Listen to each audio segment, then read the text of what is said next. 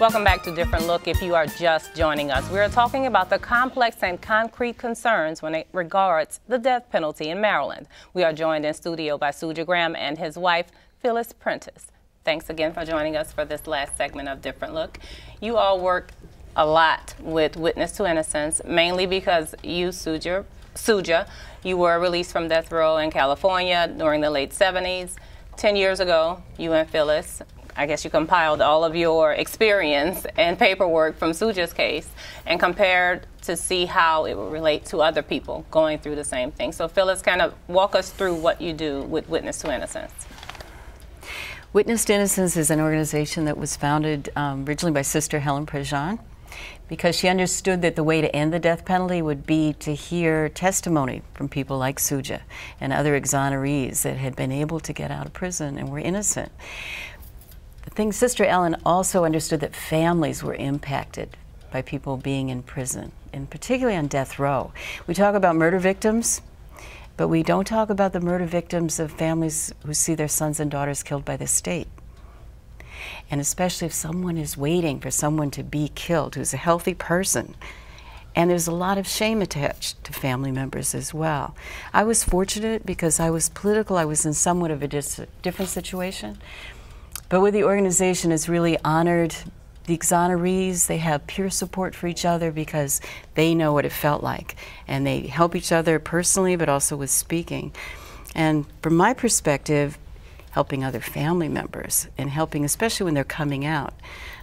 There's a lot of shame attached to having someone in prison, and particularly on death row. People assume that they're guilty, and that therefore you as the mother or the wife and the children suffer as well.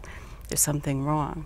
And Shujaa, what is it like to have an organization like Witness to Innocence, and where do you feel you kind of do your best?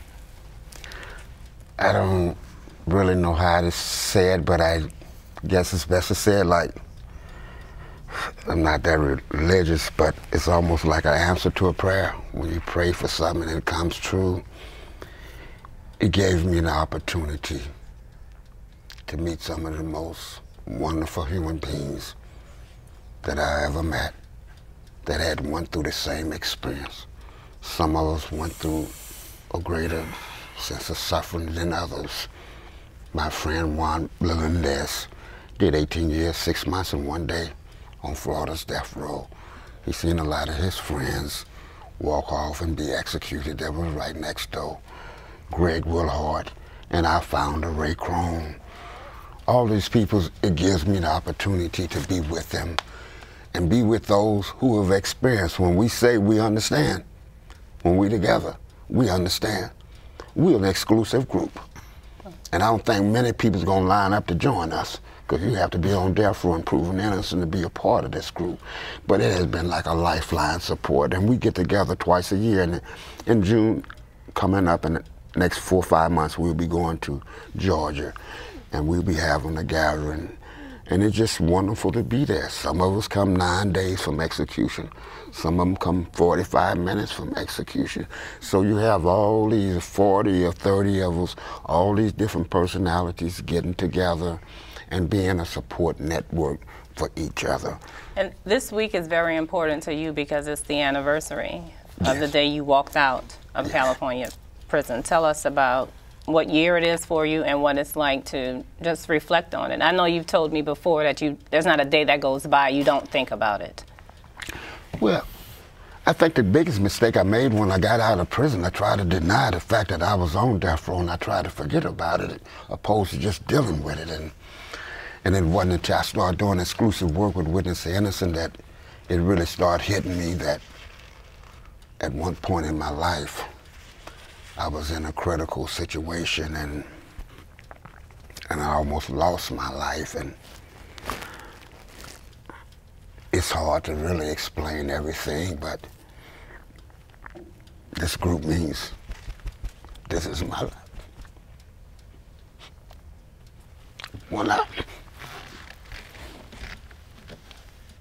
When I'm with the condemned, see, we're not victims. See, we survivors. The victims are dead. We survivors. And we come together to commit ourselves to make America a better place.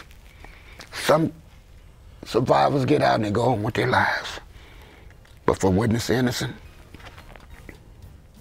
we commit ourselves to make sure no one else experiences what we have experienced. All right, thank you so much. Thank you so much. We're out of time. That's all the time we have here for this episode of A Different Look. We thank you for joining us.